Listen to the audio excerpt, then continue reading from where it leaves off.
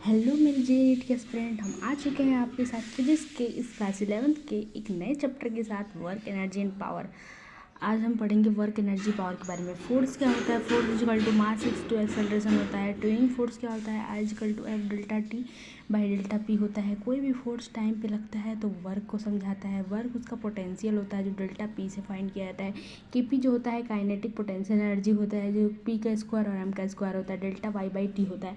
Work done किसी भी contact force पे लगने पे फोर्स जो होता है किसी भी कॉन्टैक्ट फोर्स पे लगता है तो कब पॉजिटिव का केस वर्क डन में दिखाता है, कब निगेटिव का केस वर्क डन में दिखाता है? जब उस पर एक्सटर्नल और इंटरनल एनर्जी काम कर रही हो। एक्सटर्नल एनर्जी बाहर से काम करेगी आउटसाइडली, और इंटरनल एनर्जी आपके अंदर से काम करेगी इनसाइडली। तो very important that this energy are work done will be case about that this work done are positive and negative. Force mass by gravity due to the horizontal for their horizontal surface due to the gravitational of f sin theta, f cosec theta, f m का force, w work by energy cos theta by sec theta. Component किसी भी force का drop करते हैं, W force by sec force से force cos थेटिक्स theta से। K is equal to kinetic energy जो 1/2 mv के स्क्वायर में आता है, यानी कि mass and velocity and kinetic energy जो हाफ टाइम्स में आते हैं। वर्क जो होता है वो टोटल जो होता है वर्क डन, पहली बॉडी का फोर्स, दूसरे बॉडी का, और तीसरे बॉडी का, और चौथे बॉडी का, यहाँ से टोटल फोर्स निकाला जाता है। जो हमने बताया कि पॉजिटिव और निगेटिव का केस जो होगा वो इनसाइडली इंटरनल एनर्जी, आउटसाइडली एक्सटर्नल एनर्जी पे वर्क करता है। एफ फोर्स जो होता है F1 फोर्स, F2 फोर्स और F3 फोर्स तीनों जो होता है इक्वल हो जाता है। यहाँ रामलाल और पिंकी का है, रामलाल और पिंकी का left height mg force due to their force in the horizontal for their due to gravity, and this mg force are force mass by gravity. K is equal to 1/2 mv का square is the kinetic energy. Work done कभी भी normal कब होता है? Normal वह तब होता है जब ये ग्रुप में नॉर्मल वर्क करता है, हाइट पर गया होता है तब नॉर्मल होता है। जब हाइट पर नहीं गया होता है तो is not this normal. Work done normal होता है तो लिफ्ट हमेशा जीरो होती है, और वर्क डन एक्सटर्नल होता है तो लिफ्ट हमेशा पॉजिटिव के केस में होती है, यहाँ पे निगेटिव के केस में होती है। वर्क डन नॉर्मल पे जीरो हो जाता है।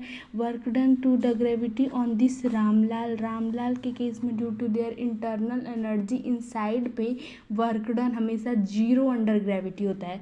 इफ इंटरनल एनर्जी किसी फोर्स का वर्क पे काइनेटिक एनर्जी भी देता है, जो एक बॉम्ब एक्सप्लोजन है, वो बॉम्ब एक्सप्लोजन जब इंटरनल फोर्स पे सिस्टम में काम कर रहा होता है तो ये चीज़ जो होती है इंटरनली केस में नहीं होती है। बॉम्ब एक्सप्लोजन के ही थ्रू जो होती है ये इंटरनल एनर्जी में होती है। वर्क का केस पॉजिटिव का theta by 90 degree angle work by force theta is equal to 90 degree angle. Work जो है निगेटिव के केस में kinetic energy, speed, energy to energy of that work, first case, and second case work about zero in their mg force of 90 degree on horizontal surface, mg to do the gravity theta degree 90 degree पे angle होना चाहिए।